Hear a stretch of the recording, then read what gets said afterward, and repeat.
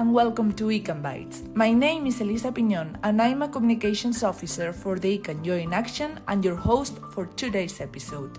For this second episode, we are going to explore some of the feedback that patients have given to the healthcare professionals who follow and monitor them during the eCAN pilot. For this purpose, I have with me today Megan Carter from Ireland, Orsoya Hobart from Hungary, Sandra Virvilaite from Lithuania, and Konstantina Palala from Cyprus. Thank you for being here today. Let's start with you, Megan. Could you tell us a bit about yourself and your role in this project? Sure. So my name is Megan Carter.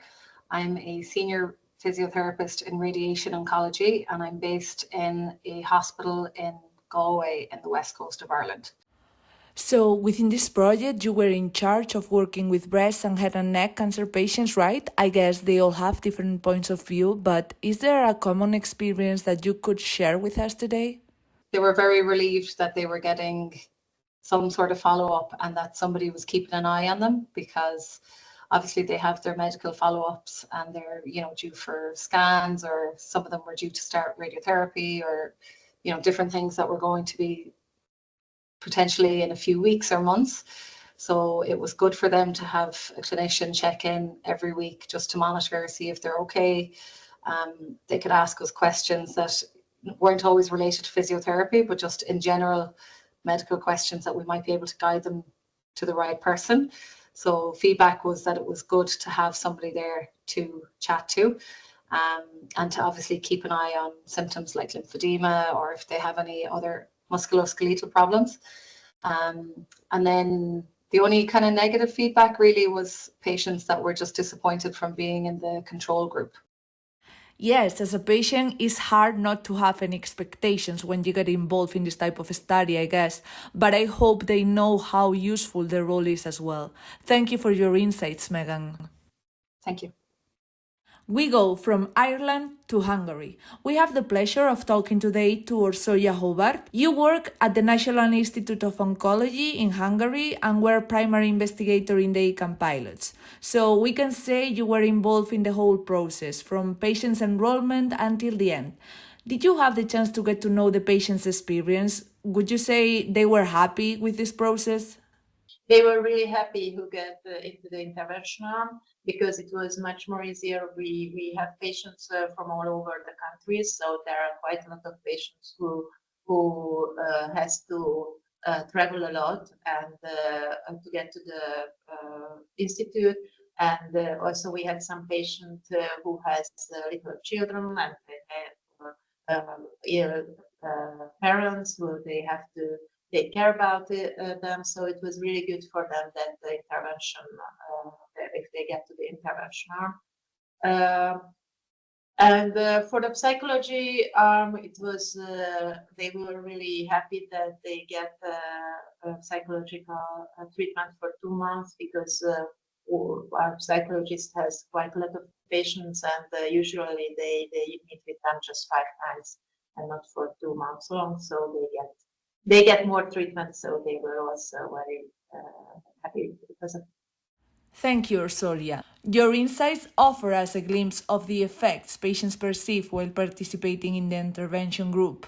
And now I would like to dive a bit into the feedback patients provided with regard to psychological support. For that, Sandra Virvilaite is also with us today. She is clinical psychologist and psychotherapist at the National Cancer Institute of Lithuania.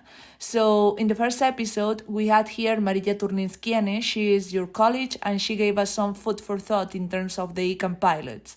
Now is your turn, Sandra. Do you consider patients were satisfied with their participation? Should we improve something for the next time according to their feedback? Yes, patients liked the idea to participate in this, but we already talked with Maria about apps improvements. So it's like we talked yesterday, and so it can be that patients in the app can receive not only questionnaires, but maybe something, some self-help materials like about depression, about anxiety, maybe something like this. And if it's related with rehabilitation, patients. So it can be maybe some exercises which they are doing during, it's like if they have breast cancer years, so maybe some exercises can be involved in the app so they can daily do what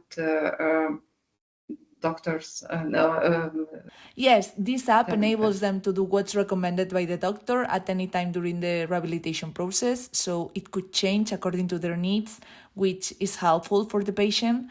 Thanks a lot, Sandra, for your insights. Lastly, we would like to talk to Konstantina Palala today. She is psychologist at the Cyprus Association of Cancer Patients and Friends, and you have had several online sessions with patients. Did they express how they feel during this whole process?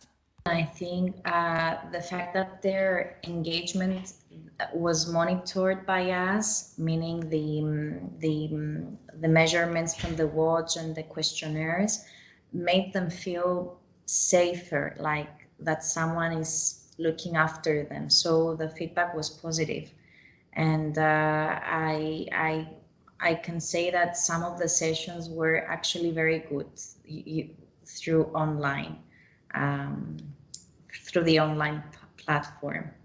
Like they felt safer, and some of them felt more comfortable even expressing themselves even more. Yes, some people are sometimes reluctant to adopt digital tools when it comes to therapy, but it works for others. And I'm happy to hear that your patients were able to express themselves freely.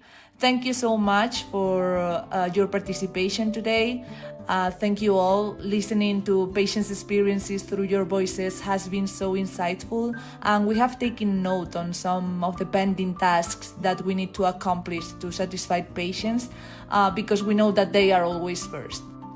Have a good day and see you in our next episode on implementing eCAN experiences in daily life scenarios. See you soon.